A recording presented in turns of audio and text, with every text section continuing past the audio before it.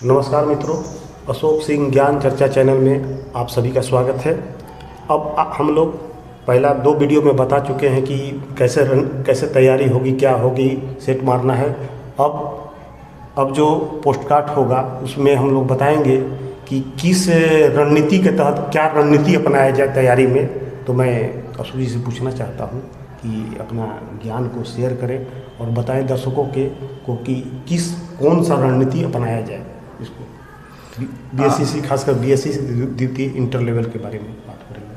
सभी दर्शकों का नमस्कार, स्वागत है इस चैनल में। देखिए, पिछले वीडियो में हम लोग तो पकड़े क्वेश्चन सेट प्रैक्टिस पर चले गए थे कि आप बेसिक क्लियर करके बेसिक कंसेप्ट क्लियर हो जाए हर एक सब्जेक्ट का, तो सेट प्रैक्टिस हो जाएंगे। सेट प्रैक्टिस भी करने लगे, कुछ दिन किए, मतलब साल भर किए, 1.5 साल 2 साल जो भी किए। उसके बाद फिर हम लोग अब परीक्षा की मेन चीज़ें हैं कि परीक्षा का मेन चीज़ें कहाँ से क्या होगा।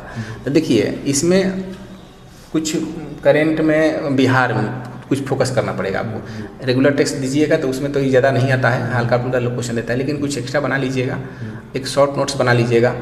करीब प्रत्येक स्टूडेंट करीब हमको लग रहा है कि 2-3 पेज का बना लेंगे तो उसी हो जाएगा शॉर्ट नोट्स। नहीं, मैं आपसे रिक्वेस्ट करना चाहता हूँ पॉडकास्ट के माध्यम से कि आप बहुत अच्छा बनाते हैं। पहला वाला लड़ा था, द्वितीय वाला में काफ़ी लड़ा था आपने का, तो कुछ बनाने का कोशिश, समय तो कम है आपके पास, लेकिन प्रयास करिए कि आएगा। मैं इनको इन्फ्लुएंस करूँगा, तो कोशिश करिए। ठीक है, छात्रों का कमेंट पर बनाया जाएगा। और छोटा मैंने ज़्यादा नहीं, छोटा करते हैं हम लोग। मैंने एक ही बार नहीं, छोटा बनाए कि उसको जोड़ के बाद में पढ़ ले स्टूडेंट। तब परीक्षा होगा तो क्लियर तो थोड़े है बीएसएससी का कब हो रहा है। 2 साल 3 साल से तो लगातार लंबे चल रहा है, लेकिन भारी मात्रा में बहाली है। 25,000 अब आने वाला नहीं है निकट भविष्य में। क्या आपको क्या शॉर्ट्स देखिए, नोट्स रहता है ना, जैसे करेंट का और बिहार का, ज़्यादा कुछ पढ़ने की चीज़ नहीं, उसको एकदम नहीं आएगा तो नहीं आएगा, आएगा तो इसी को पढ़ के बस देंगे। एक्स्ट्रा टाइम बर्बाद करने की चीज़ नहीं है।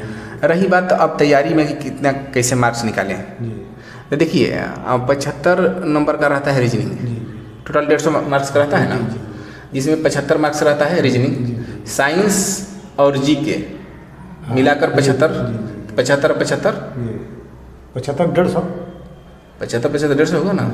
अब 50 नंबर का रहता है, 50 नंबर का रहेगा रीजनिंग, रहेगा 50 नंबर का रीजनिंग। हाँ, 50 नंबर का जीएस, 25 नंबर का मैथमेटिक्स, 25 नंबर का मैथ आता है। साइंस देखिए, साइंस और मैथ मिल के 50 बोलता है। उसी में कभी वही ना हम वही कहना चाह रहे थे, नहीं क्लियर हुआ। जैसे 75 हुआ ना, 50 जीएस रहेगा, जनरल जीएस। सुनिए ना, 50 जीएस रहेगा, अब 50 रहेगा रीजनिंग, अब 50 नंबर में मैथ और साइंस मिला के रहेगा। हम तो समझ रहे हैं, बता रहे हैं उसको। हम जीके में जोड़ दिए साइंस को, 75 नंबर हो गया। जी। मतलब साइंस और प्लस जीके मिलाकर 75, 50 और 25 75 हो गया। इधर रीजनिंग और मैथ मिलाकर 75, मतलब 25 मैथ और 50 रीजनिंग। रीजनिंग 50 रहेगा ही रहेगा, मैथ 25 रहेगा ही रहेगा, और उधर 75 150 में कुछ कम भी हो जाता है कभी कभी। वो तो ठीक है, थोड़ा कम होकर साइंस बढ़ा देता है। हाँ, लेकिन वो दोनों मिलाकर 50 करके तीनों खंड को 50 लेके चलता है। जैसे जैसे क्लियर कर दीजिए, जीके हो गया 50 नंबर का, साइंस और मैथ मिलाकर 50 हो गया। साइंस मैथ में क्या हो गया, और 50 रीजनिंग हो गया। इसी में एवरेज लोग का घटता है। मैथ का साइंस, कभी साइंस बढ़ा देगा। उसमें कमीशन का अपना लॉजिक है कि हम मैथ कम कर देंगे और साइंस का तो जीके हो गया, गलती होने का चांसेस ज़्यादा रहेगा। इसलिए वो कहता है कि हम 50 तो पूछे ना, 50 खासकर मेंस में ज़्यादा ऐसा देखा गया अभी का पैटर्न कि मेंस में ज़्यादा लेके चल जाता है। साइंस बढ़ा के 90 जीके कर देगा, 10-15 मैथ करेगा, ये करता है मेंस में खासकर। हालांकि पहले तो पीटी निकालना जरूरी है। तो पीटी में देखिए क्या है, पीटी में फोकस आप लोग करिए रीजनिंग पर, मैथ पर।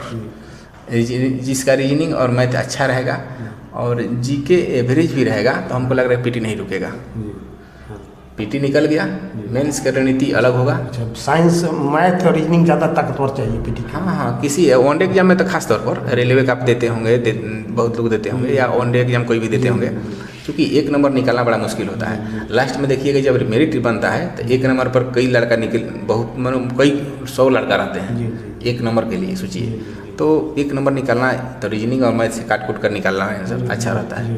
चूँकि जीके जानते हैं तो या तो सही होगा या तो गलत होगा, हाथ नहीं लगा ला। लेकिन मैथ रीजनिंग आप कैलकुलेशन करते रहिएगा तो उसको बन जाता है वो। तो लगभग 90 प्लस करने का चांस रखिए। 50 में रीजनिंग का 45 प्लस होना चाहिए, तब वो अच्छा माना जाएगा। और यदि 25 मैथ पूछता है, मतलब 25 साइंस और 25 मैथ पूछता है, तो 25 मैथ में आपको 20 प्लस होना चाहिए मैथ। मैंने अच्छा, वैसे छात्रों को आपका बोलना चाहते हैं जिसका रीजनिंग सही है, ठीक है ना, और मैथमेटिक्स थोड़ा डाउन चल रहा है, तो उसका क्या एवरेज लेके ज़्यादा रीजनिंग में ज़्यादा फोकस करेगा, क्या रणनीति अपनाए कि उसका मैथ कंट्रोल नहीं हो पा रहा है? वैसे छात्र मैथ जब रीजनिंग सही है, जीके भी सही है, 125 नंबर एकदम टाइट है इसका, 25 में गड़बड़ हो रहा है। देखिए, तो मिला जुला कर आप 120 प्लस मैंने मारिए, सही करिए, प्रयास कीजिए कि 120 के लगभग हम कर दें सही, तो पीटी आपका सिक्योर हो जाएगा। क्योंकि कन्फ्यूजन में देखिए 105 पे 10 पे आएगा पीटी, लेकिन वही कन्फ्यूजन बना रहेगा। आपका यही पढ़ाई मेंस में भी काम करेगा, तैयारी रहेगा तो एकदम शुरू से लगे। तो ये ऐसा ही रिदम है कि आप पीटी कर रहे हैं, यूपीएससी चाहे पीसीएस जो है उसमें अलग अलग चीज़ हैं। पीटी 1 डे हो जाता है, मेंस रिटर्न हो जाता है, लेकिन उसमें दोनों का तैयारी अलग अलग हो गया, थोड़ा मोड़ा के लिए अलग हो जाता है। इसमें क्या है कि पीटी की तैयारी कर रहे हैं तो पीटी हो सकता है, उसका मेंस में काम करेगा। ऐसा थोड़ी है कि हम मेंस में जो पीटी में पढ़ रहे हैं वो मेंस में नहीं पूछेगा, इसका काम तो करेगा ना। तो अतः हम कहेंगे कि पीटी को ही इतना गंभीर बना लीजिए कि मेंस में पढ़ना कम पड़े, है ना।